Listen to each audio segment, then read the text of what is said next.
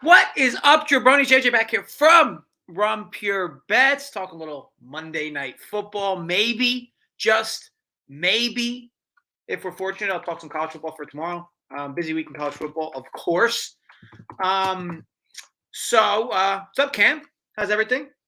Looking for my car. Yeah, join the club. Hope you guys all enjoyed the little Christmas break. Obviously, a federal holiday today as well. So I hope many of you had off today also. Yes, obviously Father Time's in Lake Tahoe doing his thing. I personally hate Lake Tahoe. Been there one time. I feel like the devil watches that place. Also, if you've never been to Lake Tahoe, let me give you a brief explanation of how you get there. You typically fly into the main Nevada airport right around Vegas, and then from there you take a flight to Reno. And then from Reno, you then take about an hour and a half drive to Lake Tahoe. Well, it's basically a full travel day. It's actually quicker for you to get to like Italy than it is Lake Tahoe. With all that said, Lake Tahoe is beautiful if you're into skiing, snowboarding. If you're into losing money at a casino, it's beautiful. I personally, as you can tell, I'm a little torn from Lake Tahoe during my visit. But no, I know they go every year. My stepmom was a big skier, and I know my little sister skis. So yeah, I hope they have a great time. Turks and Caicos is another one. Beautiful, absolutely beautiful. Obviously, a little different than Lake Tahoe with the setup, but absolutely beautiful. What's up, Chris? Merry Christmas. If I'm even allowed to say that these days, right? I feel like you're a few cancels or a few trips away from being canceled for saying Merry Christmas these days, which is kind of crazy. Under cash yesterday was good. Yeah. I mean that under in the late game got there. And I know you bet the under in that first game, Eric. I'll tell you what, that was quite a that was quite a sweat for you. I know it's like I told you, right? Like yards are going to pile up in that game if you just had turnovers at the right time. Obviously it could get there, and woof, man, there was a lot of turnovers at the right time. But all in all, Ray, how are you? Merry Christmas. And then Brady helped us get that under. I mean, geez. Vikings from the weekend just continue to win close games, which is kind of crazy, right? You can't even make it up. And I was speaking a bit with Ray offline, and he brought up a good point that all the data points in the Vikings are really bad. They're one of the worst defenses in the league, even on a per play basis. They're actually like a bottom 10 offense as well. That's why I wasn't kidding. I know I tweeted this a few weeks ago. Like, you take Justin Jefferson off this team, the Vikings are a bottom 5 offense and bottom 5 defense in the NFL. But they continue to win games, and you really can't put a price tag on that in the sense of your models. Man, like, this team is battle tested. Like, obviously, of course, they may get blown out, or they may be up against different competition. Of course, like teams like the Niners and the Cowboys, and of course the Eagles. But this team's battle tested. They'll be a big underdog against whomever. They play. I mean, ultimately, they'll be a small favorite against the Giants if they play them. But outside of that, some of the other teams, yeah, it'll be close. I mean, look at the Packers this week. Packers are a small favorite, I think, in Green Bay this week. Packers are kind of, I mean, you kind of hate to say it, but Packers are kind of a scary team right now. Like, it sounds silly, but, if you figure if they were to win out and make the playoffs, which is very realistic if they win out that they will make the playoffs, this is going to be a team that's entering the playoffs like on a 6-game winning streak. Who the hell wants to see them? Kind of reminds you like the Giants years ago when the Giants kind of snuck into the playoffs as a wild card when they got really hot at the right time, and the Eagles when they snuck in as a wild card. What were they wild card? Did they win the division that year with Wentz and when Foles filled in? I don't remember exactly. Maybe they did still win the division. I don't know. Speaking of Nick Foles, Monday Night Football, Colts Chargers. I'm ready for that run pure. Yeah, Jay, it's come. I assume you go by Jay. It's coming back. Definitely coming back for sure. So, yeah, we're looking forward to that. Golf season is back in the works. What's up, Faz? Rogers is yeah, exactly, Ken. I mean, he's look, I don't think Rogers has played that well, but he's played good enough. I'll still never understand the Aaron Jones situation on that team. Like, he's one of the most talented backs in the league, and they just decide to randomly not use him like half the games. Or half of each game. It's kind of weird to me. I'm sure I'm not the only one there.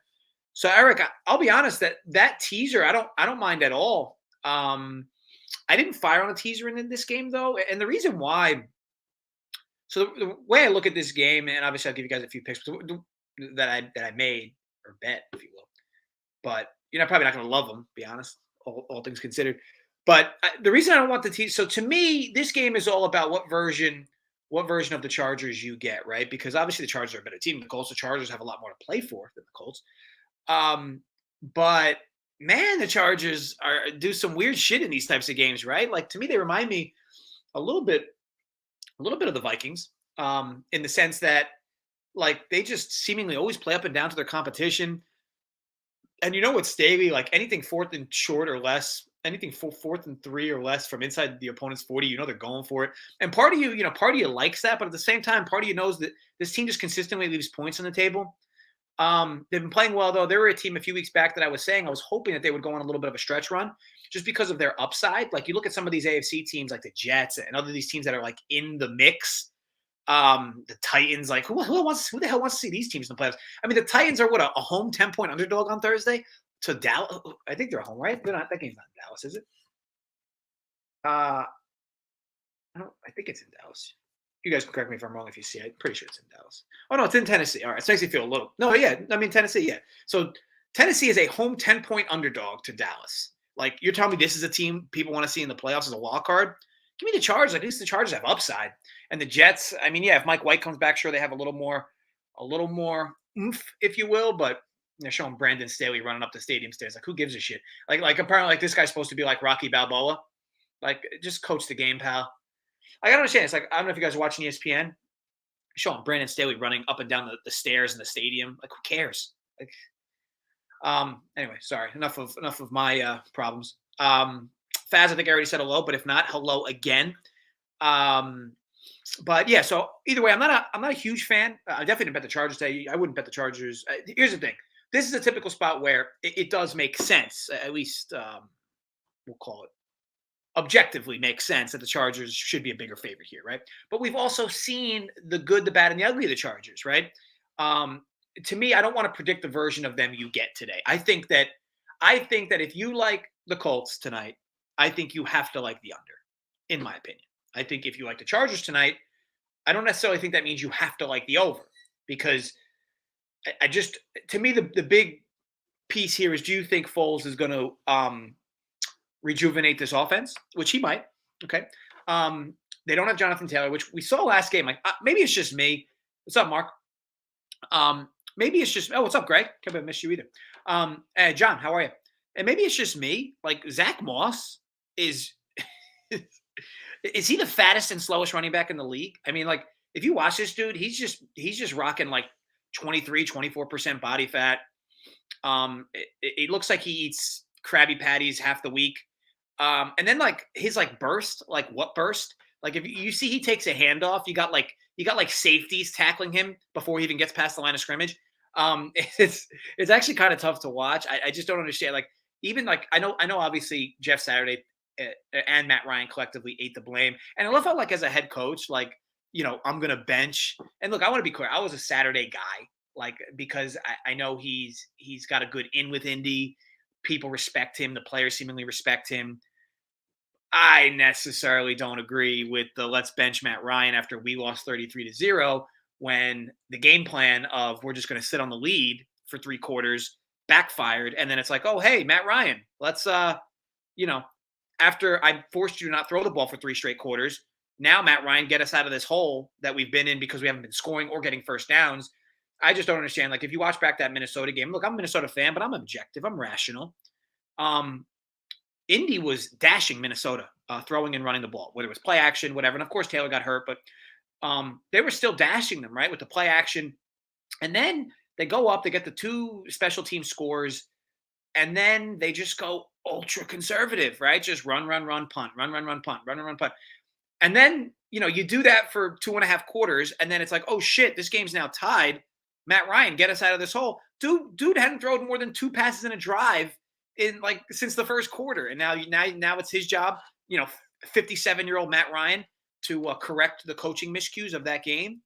Look, I'm sorry, you lose a game 33-0. It's not the quarterback's fault. Like I get it. It's easy to blame the quarterback. You lose a game that you were up 30-0.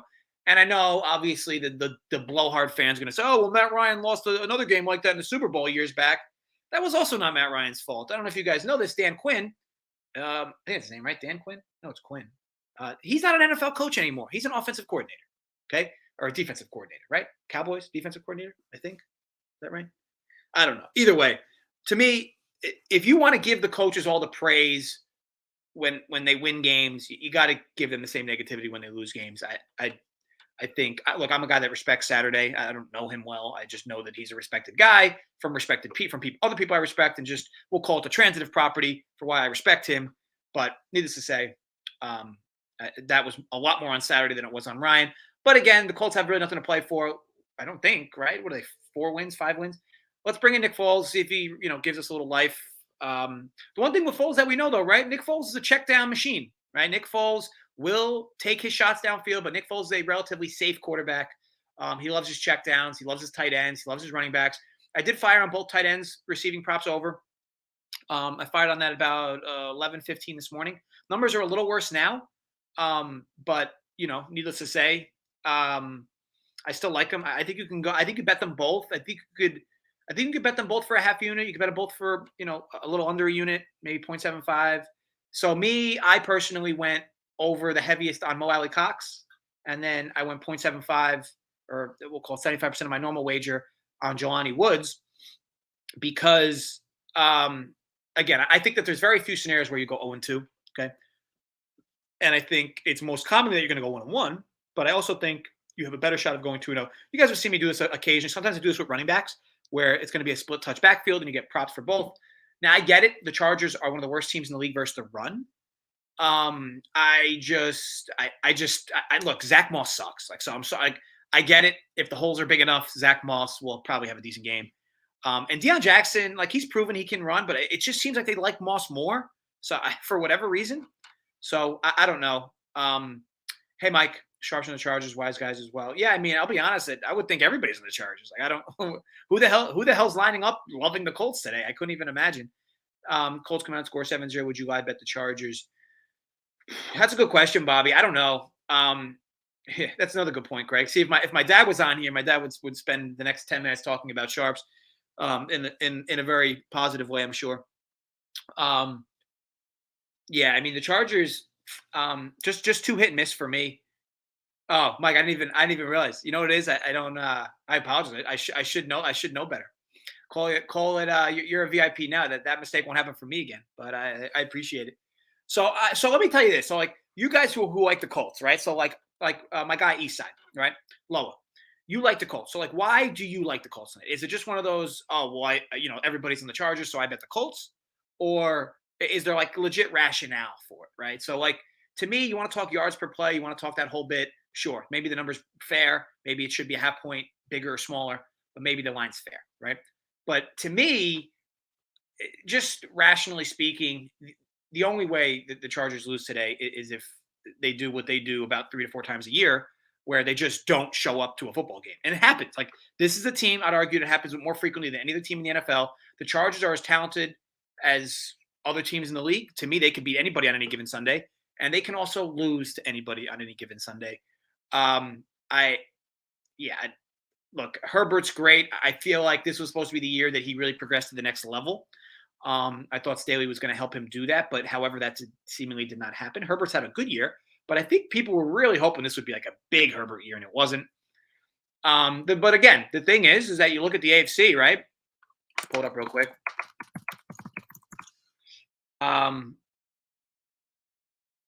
So I know the Jets are in the mix. I know the Titans are in the mix because I know Jacksonville just overtook them for the division, right? So the Patriots are in the mix. Who the hell are the Steelers? Who the hell wants to see these teams in the playoffs? So just get the Chargers in. At least the Chargers have upside. Steelers are going to lose to anybody they play. And now the Raiders are dead because they have 9 losses. You got a bunch of 7 and 8 teams. Miami now is on the brink of potentially not making the playoffs. I mean, hopefully they will, but Tua is just yikes. I mean, this was a team, but it's like I said earlier in the year, right? I didn't trust this team's defense. I mean, look, we know they can score with anybody, but now they've lost 4 straight. They were, believe it or not, 4 weeks ago, Miami was leading this division, I believe, because I think they had the tiebreaker over the Bills back then. But anyway, so yeah, not the case anymore. Patriots have been skidding. Jets have been skidding. Buffalo's now won 6 straight. Yeah, so needless to say, what I'm getting at is Hopefully the Chargers just win enough to at least keep themselves in the playoff hunt. And they're 8-6. It would take an absolute meltdown, especially with who they're competing against, to not make the playoffs. But yeah, ideally, looks like you'll have Ravens, Bengals, Bills, Jags, Chiefs, Chargers, and one other PP team. Could be the Dolphins, right? So 1, 2, 3, 4, 5, 6, 7. I guess that's your perfect scenario from the AFC, right? Dolphins, Chargers, Ravens as your three wild cards, and the Ravens getting Lamar back. That's your perfect scenario. As for the NFC, I mean, um, it's hard to trust Minnesota again. This is a team that's 12-3 with a 5 positive point differential. But again, they win close games, and I guess that's what matters. Packers can definitely backdoor in, which would be nice because to me that's a very live team, especially when you think about it. When if they get there, they would of course reach the playoffs on a 5-game winning streak, which matters. Seahawks have been skidding. Geno Smith's come back to earth in a big way. Tampa's potentially still liable to lose the division. They have to beat the Panthers this week.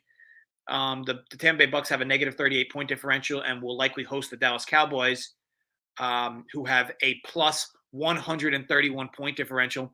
It's kind of crazy, but needless to say, I think the extra, I think what you would call disparity, parity. I always use those words seemingly wrong, but a lot of good mix of teams, which will make the playoffs fun, right? Giants are a bit of a pushover. Again, the Vikings are a pushover for 12-3, but you just never know, right? Any given Sunday. So anyway, so back to this game. I believe they're not as bad as the record shows. Honestly, I definitely agree. Inconsistent Chargers team. Yeah. So what's up, Peter? And yeah, Greg, our Vikes, right? I mean, look, I represent. I'll be honest. I'm not a passionate fan. Like, we got to remember, guys. Like, fan is short for fanatic. Like, if you're not a fanatic, like, you're really not a fan. Like, so I consider myself. I root for the Vikings. It's nice when they're winning. I don't lose sleep when they lose. I don't. I don't shave my chest when they win game. Like, I don't. I know there's like crazy fans that like some fans will probably like sacrifice a testicle if they if they win the Super. I'm not doing that type of shit. But it is nice to see them doing well. But again, to me, it's a bit bittersweet because it almost feels like this team's just going to get blown the fuck out in the playoffs against anybody. So as for did anybody come back with a rational explanation for why they like the Colts? Bet the Colts if everyone's betting the Chargers. Greg, I agree. I'm just looking for some rationale. Like, I mean, because here's the thing. I told you from a yards per play perspective, and obviously we can make some assumptions on Foles. I don't think it's much of a drop off with Taylor being out. But again, I think Zach Moss is a terrible running back. Deion Jackson, if they play him enough, I guess it might not be a drop off. And we saw Jackson have a decent game a few weeks back when Taylor was out. I just think they're going to mix up a lot of Zach Moss, and yeah, I don't know. I mean, to me, like maybe Zach Moss will have a good game if at the first down markers they put like, I don't know, cheeseburgers or something. How'd you guys' week go? It was an interesting week, right? Overall in the National Football League. Yesterday was good, right? Went 2-0 on the show. Told you guys the third game I was likely to bet that under 41.5, and I did. I fired it off for our best members. So that was good. But needless to say, overall topsy-turvy week. Had a good week in DFS. Saturday, picked up a little over 20K playing DFS, and then gave about 5K back in FanDuel yesterday, DFS, but then won all my bets, so I guess it kind of was okay. But yeah, just kind of like the ebbs and flows of gambling, right, boys and girls? I will say this though, because I've seen this become a lot more trendy recently. The people who bitch and moan about player props and guys getting injured and how they get refunded. This is, and I blame DraftKings and FanDuel for this because they did it a few times, and now like people just expect like, oh, this guy got hurt, so I better get refunded, or you're running a corrupt business. It's like, nah, bro. These sports books are not insurance companies. Their job is not to supply you with insurance for every one of your bets. In any facet or any flavor of the imagination, you're making a bet that has inherent risk. If the guy gets injured, you will lose your money.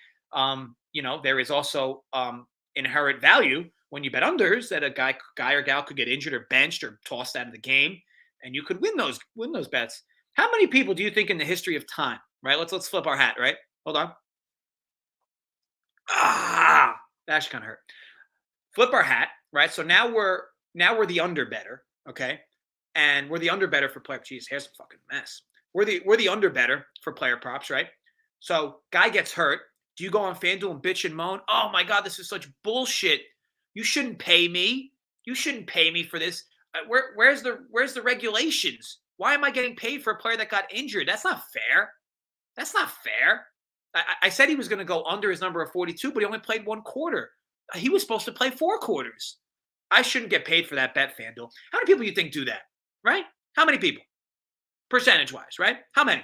No. These people will celebrate the fact that they won. Some assholes will even celebrate that the guy got injured. Humans are weird fucking creatures. Very weird, very strange. They root for the weirdest things. But overall, I just think that there's a bit of hypocrisy that's currently going on with a lot of sports bettors. And I get it. A lot of them are degens, and obviously everybody degens in their own way, right? I'm part degenerate. My father's certainly part degenerate. We all are. I just think that you need to kind of take your step backwards and just kind of feel off how irrational you're acting when you're doing stupid shit like this. Like FanDuel was posting a bunch of shit, random shit on their feed, I think on Twitter today, and everybody was in the comments like had nothing to do with anything. They're just randomly commenting, I want my money back for the bet I made on, I think, what's his name? The Devin Booker from the Suns, I think. I don't even watch NBA, but I think it was him. Just like you can't even make it up. Like, I don't know. I blame participation trophies. I blame everybody getting everything handed to them. I blame work from home. Like everybody just has all this entitlement to them these days. It's fucking so annoying. Like, wake up, do your job, whatever that is, make your money, whatever that is, and just shut the fuck up. Like, look, I'm all for calling out sportsbooks when they do stupid shit. Obviously, I've done it a few times in somewhat of a joking manner about DraftKings. Some FanDuel's been in the mix as well. But as far as like your player props or your game bets that you bet, those will even out over time in terms of the bets you win from injury or whatever will even out over time. Well, that's assuming you're betting unders and overs. If you're somebody who only bets overs, just swallow the pill now. At some point, a guy you bet is going to get hurt on a bet you're making. It's going to happen. Just swallow that now. But anyway, enough about this nonsense. I feel like a broken record now. It is, and Faz, you're completely right. People just love to fucking complain. And I tell you what, I don't know if it's gotten worse over the years. It's just, and it's all over. It's in every industry. It's not just betting. It's not just gambling. It's all over the place. People love to complain just to complain. I guess maybe social media hurt that a bit, right? Because now everybody's got a public voice. Look, just do the right thing. Be a nice person. Be genuine to others. That's it. And then other than that, shut the fuck up. Nobody wants to hear about your problems or your situations. Just solve your problems or don't, but don't complain about them to other people and don't blame other people for the situations you're in. Anyway, that's my rant. Joey, you missed my rant. So, or maybe you caught the end of it. I don't know. But hats going back forward. So yeah, anyway. Exactly.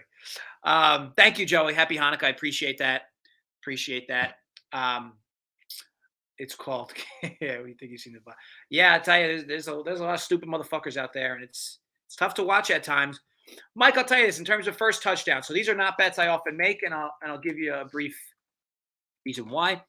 The hold percentage, which is the percentage a book holds on bets in terms of their edge, right? You're used to seeing bets -110 if you're using an appropriate book. Some books will even give you -108 on both sides. Some will give you -115. Really depends your book, right? We'll call that the hold, that extra 10, 15 cents of vigor they're holding on each side.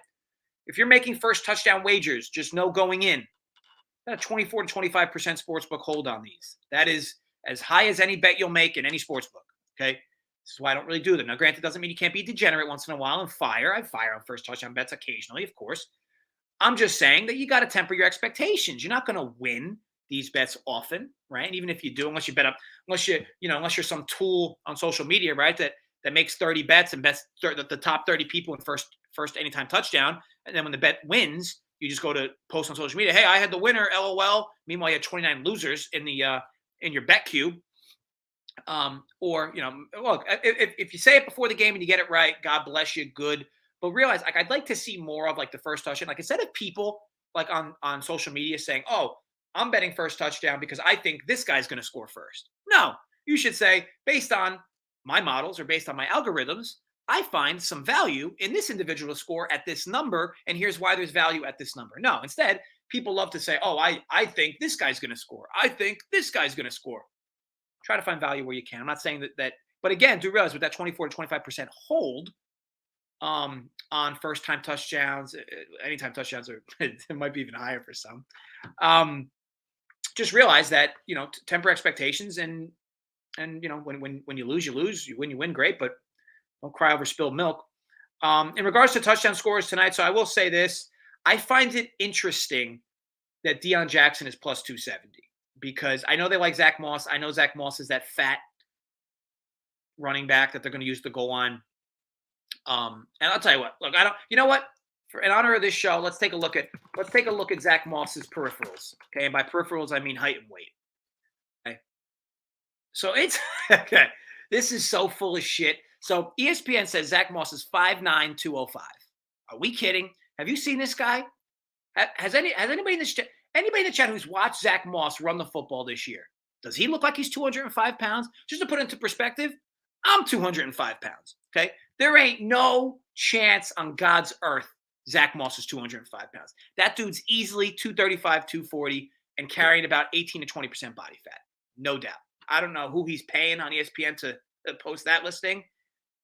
Ridiculous. But I'll tell you this, Joey, you're right. You're right because that's the Giants' best chance to advance in the first round, and that's also the Vikings' best chance to advance in the first round. Anyway, exactly, Cam. I mean, Zach Moss, 205. When you watch this dude run the football tonight, you're going to be thinking, somebody asked you, hey, how much Zach Moss weigh? You're going to say 205? Absolutely not.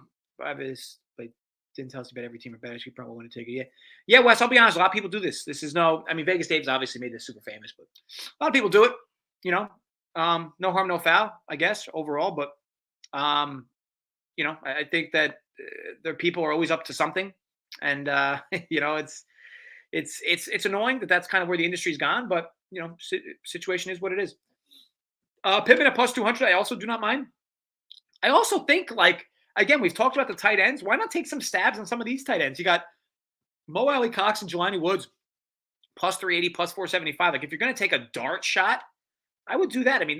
Imagine. Eckler obviously could score. He's minus 145. I'd argue he should be minus 110, but you got 35 cents there in a negative fashion. Obviously, Big Mike Williams potentially could be in play. I don't mind Pittman, definitely. And of course, when you bet first touchdowns or anytime touchdowns, be sure to price shop. All these books have different prices. So do not just marry yourself to one book, one option. Especially like for instance, somebody mentioned before about the golf shows, right? If you're betting golf, you need like 5 or 6 outs if you're betting golf. There's just too much difference in odds that are offered from one sports book to the other on outrights, on long shots, on top 20s. Same thing with first time touchdowns and anytime touchdowns. The odds are so different market to market. And we know Foles loves to find his safety blankets when he's throwing underneath, right? When he gets into pressure, and the other thing with Foles, and this is why he likes the tight ends, Foles gets rid of the ball very quickly. So of course he's going to like tight ends. Of course he's going to like dump offs to running backs. So yes, if you guys remember years back, Foles usually was usually top 5 in release time from hike, right? So overall, I think you like the tight ends tonight. Makes sense to me. All right, so where are we at? I know that's obviously your quote unquote public team or public game. People are very likely going to bet the Chargers tonight. Can't blame them. I'll be honest. I don't know who's lining up to bet the Colts. I don't know how you could. I don't look. I love to be quote unquote fake sharp when I can. I'm not even betting the Colts tonight. So I don't. Again, I think it's really going to be on what the Chargers do. Chargers could piss down their leg. Maybe we'll see this early. Maybe we won't. This was probably going to be a decent game to tease. But again, too, if you get a good version of the Chargers, I don't know how the Colts are going to keep pace. I just don't. But anyway, so yeah, I could also preview. So I think Ray is going to be on Wednesday talking some college basketball, maybe some bowl games. A lot of bowl games, right? A lot of bowl games down the pipe. Let me see here, because I know at minimum maybe 1 or 2 plays for tomorrow. I know my dad sent me stuff that he fired on as well. So let me See where he's at. Shit, did I delete that email? No, I didn't. I don't think I did. Maybe I did. No. Negative, did not delete. All right, so tomorrow, Buffalo, the first game. Buffalo is the first game. So I know my dad grabbed the 4.5 after it moved. I think 4.5 is consensus right now. So figure that as a freebie. Me personally, I'm likely going to fire on the over on this game. I want to look at a few things more. And that's the thing. I've been telling this guys, the Run Pure guys, is the same thing, right? Like for me, college football with the way it is now, and granted, of course, you can have edges, and a guy like Ray has great numbers for each game. It's hard to deal with the injuries, the late scratches, the guys who are barely playing. I feel pretty confident the night of, or even the obviously morning of these games, that then you're going to get the best version of what's there, what's available, in terms of who's playing, who's not. So I don't know. I don't know fully on who's being scratched or not from the Buffalo game. I would say it's probably everybody's playing. Not like anybody crazy. I don't think there's any crazy draft stocks on either team here. So you'd figure everybody plays, but I know my dad likes the dog, and I'm likely going to fire on the over. Georgia Southern, I've actually liked them offensively, and they've been terrible defensively. And Buffalo's been kind of similar too. I know Buffalo brought over I want to say it was the Oregon defensive coordinator years ago, I think.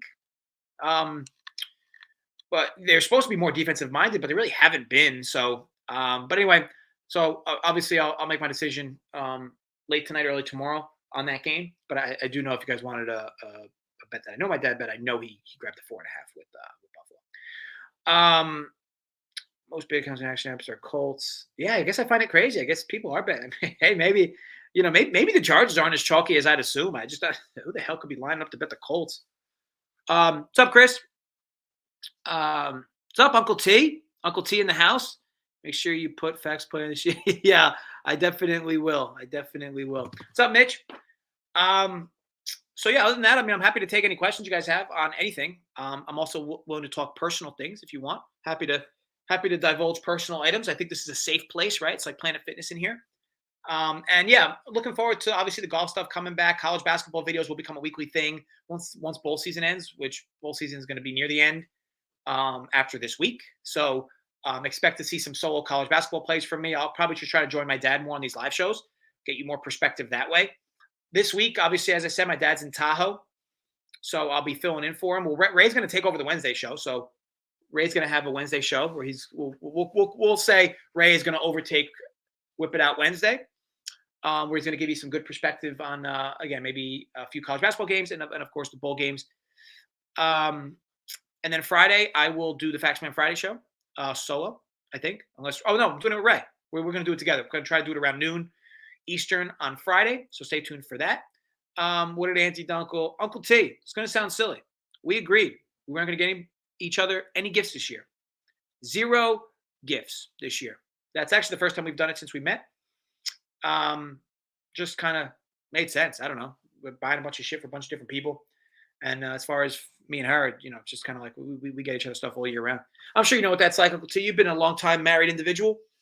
You know what it's like. I know Uncle T wears the matching pajamas. I know you knee houses love to talk a big game, but when push comes to shove, you two are wearing the matching pajamas underneath the Christmas tree, especially with the mistletoe. I know you knee houses. I know how you roll. Sleeper team NFC playoffs. I mean, I've said this for the last few weeks now. I truly believe the Dallas Cowboys are the best team in football, but they are held back by their head coach. So I think the Niners are trendy. The problem with the Niners is I personally don't like their quarterback. I know that everybody likes him now and everybody's slobbing this guy's knob. I think he lacks arm strength, and I think that's going to get exposed in the wrong game. I think that how long can Shanahan protect a quarterback? How long can Shanahan protect a quarterback with these 15-yard dump-offs that keep getting housed, right? I mean, Kittle caught a few balls this week and last week that were like 12-yard slants that he took 60 yards, 50 yards. So, yeah, I'm not a Brock Purdy guy. I liked him in college. I know he went to Iowa State. But I think they're limited there. Like, here's the thing. If you're somebody who felt the San Francisco 49ers were limited by Jimmy Garoppolo, okay, how do you not think they're limited by Brock Purdy? Brock Purdy has a worse arm. So I think Shanahan's done a tremendous job making the game as easy as possible for Purdy. And credit to Purdy, right? A guy that doesn't exactly fit the typical peripherals of a good NFL quarterback. He's definitely undersized. He definitely has one of the weaker arms of starting quarterbacks. He's mobile enough, um, but he's playing well, right? He's playing well. And again, credit to the coaching staff, credit to Purdy putting the work in. You just rarely see teams with quarterbacks like a Brock Purdy win the Super Bowl in this type of era, right? Just really doesn't happen. Playoff time, QB needs to make a big. That's what I'm saying, Faz. Like I said, I think they've been good, but just to me, a guy like him has a glass ceiling. He's got probably the best overall team around him, right? And then of course Philly, right? I think Philly's had a tremendous year. Um, Jalen Hurts, I'm hoping he plays this week just so that he can keep his MVP votes alive because he's had a tremendous year and he deserves it. Well, we'll see, right? I mean, that wasn't pretty. I mean, I know they were missing Jalen Hurts, but Minshew played really well. Their defense, they played a good offense, and their defense finally got a bit exposed. Maddox for them got hurt. That's a big loss. Lane Johnson on that offensive line for Philly, that's a big loss. So I think it'll make for more parity, if you will, in the playoffs, but to me, completely wide open. But look, you want to talk about a dark horse? I think the inner bias in me wants to say the Bucks, but God, they're so dusty.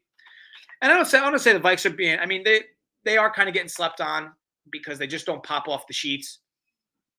But I don't know how much Justin Jefferson alone can rescue this team. I know Hawkinson had a good week this week, but I don't see how that's going to happen.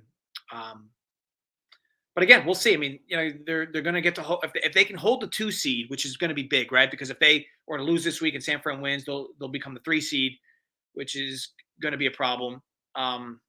So we don't want that. But if they can hold the 2 seed, at least they'll be able to host 2 playoff games before they have to travel on the road if it's to play Philly or whomever. So yeah, it's not crazy to think Minnesota could do well. I want to be clear, it's not crazy because at the same time, while yeah, sure, they don't lose close. They're not getting blown out by anybody. I mean, the Colts go up 33-0 and they still come back. So either way, Holden, do you want a guest? I don't know, Holden. Do you want to come on? I mean, basically the show's over. I mean, this is typical Holden, folks. Oh, the show's over. Let me pop in and be a good guy and ask, hey, Jay, you wanna pop on? Want me to pop on the show with you? Holden, the show's over. Go back to smoking catnip with your cat. All right. So, 70K through this. Exactly. Just catching up with some comments, guys. Relax. Okay, grab your ass cheeks. Hoop on myself. Tough scene. Oh, I didn't even know. Hoop's a matching pajamas guy. That's a plus in my book. Get up to good work, Hoop. Throw Holden on. Brady looking at, yeah, it's rough. It's rough on so many levels. Joey, thank you for the sacrifice asking for a guest as we're about to close the show out. Appreciate you as well. I don't know who's better, you or Holden. John, you want Holden on? You want Holden on? That makes you and you alone. Tomorrow, obviously, we got the hockey show with the boys. I think that's at 12 o'clock. Wednesday, Ray will be back. Thursday, I'll have the show with Holden Armand Pure, talking the game for Thursday and the player props, which, by the way, Mark Andrews snuck over that number this week. You love to see it, Holden. I know I apologize. Holden, while you're in the chat, did you? Rescinded. Classic.